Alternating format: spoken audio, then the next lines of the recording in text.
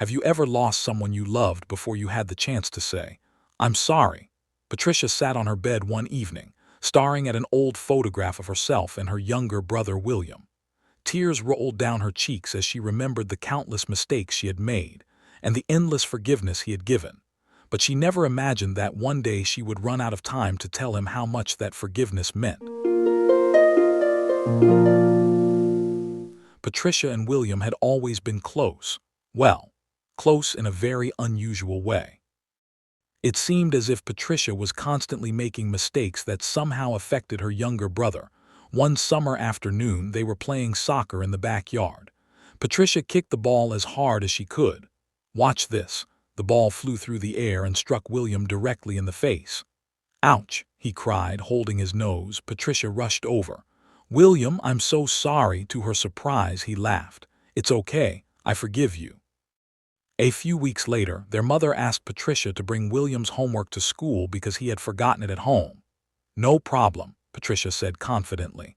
Unfortunately, she misplaced the folder on the way. William received a poor grade because the assignment never arrived. Patricia felt terrible. "So sorry," she said that evening. William simply smiled.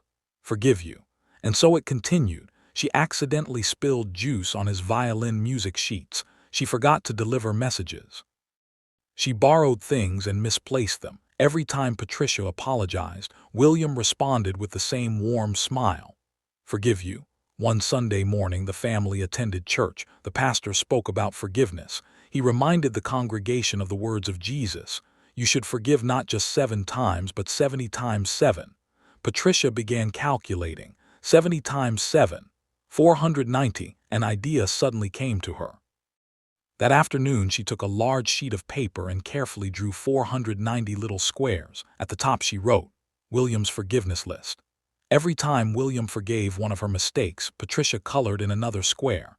The list became a family joke. Months turned into years, square after square was filled. And every time William forgave. As they grew older, William discovered a special gift. He was an extraordinary violin player. His talent amazed everyone. Soon he became part of a respected orchestra. People often stopped and listened whenever he performed. Many believed he had a bright future ahead of him. Then one day came the opportunity he had dreamed about his entire life. A famous television talent show had invited him to audition. If he succeeded, his career could change forever. The organizers promised to call soon with the final date.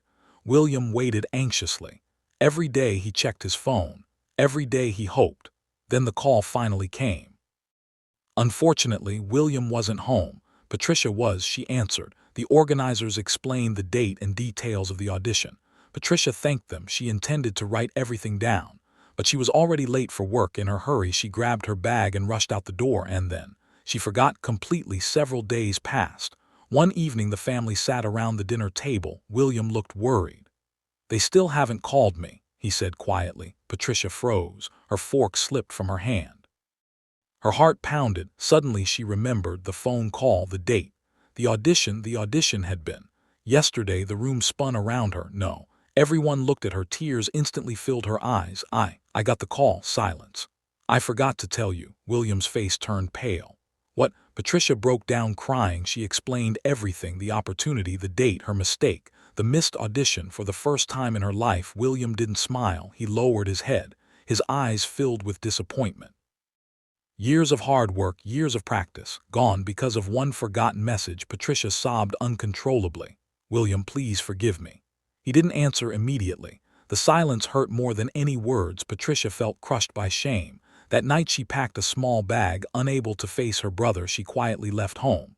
The next morning her parents discovered she was gone. William searched for her. So did her parents. Friends searched. Church members searched. But Patricia had disappeared. Ashamed and broken, she started a new life in another city. Years passed. One afternoon, Patricia was working as a waitress in a restaurant. As she served customers, she suddenly recognized an elderly couple from her old church. They recognized her too. Their eyes widened. "Patricia." She sat down with them after her shift. For hours they talked. She asked about old friends. She asked about church. Then she asked about her parents. And finally, she asked about William. The couple exchanged a sad glance. Their smiles vanished. Patricia's stomach tightened. What happened? The older woman gently took her hand. William died in a car accident a few months ago. The world seemed to stop. Patricia couldn't breathe, she couldn't speak, she couldn't think. Only one sentence echoed inside her mind: William is gone forever. The very next day she returned home. When her parents opened the door, they immediately embraced her. All three cried for a long time. Years of pain, regret, and separation poured out in tears. Later that evening, Patricia slowly walked upstairs. Everything looked smaller than she remembered. She entered her old room. Dust covered many forgotten belongings. Then she noticed something on her desk. A large sheet of paper. Her heart skipped a beat. It was still there. William's forgiveness list. The list with the 490 squares. Hands trembling, she picked it up. Every square had been filled. Then she noticed something written at the bottom in large red letters. A message she had never seen before. Mistake number 491. Forever forgiven. With love, your William. Patricia stared at the words. Tears blurred her vision. She fell to her knees and cried harder than she ever had before. Not because William hadn't forgiven her, but because she had spent years hiding from the people who loved her. Years she could never get back. Years she could never spend with her brother again. Now all she had left were memories, and one final message of forgiveness. Moral of the story: forgiveness is one of the greatest gifts we can give. But love is not only about forgiving. It is also about being present while we still have the chance. Don't wait years to make peace. Don't let pride, shame, or regret steal precious time with the people you love. Because one day the phone may never ring again, the door may never open again, and the person you wanted to see may no longer be there. Value your relationships while people are still alive. Say, I love you. Say, I'm sorry. Say, I forgive you. Today, not someday. If this story touched your heart, please subscribe, leave a comment, and give this video a like. And tell us, who is someone you need to appreciate before it's too late?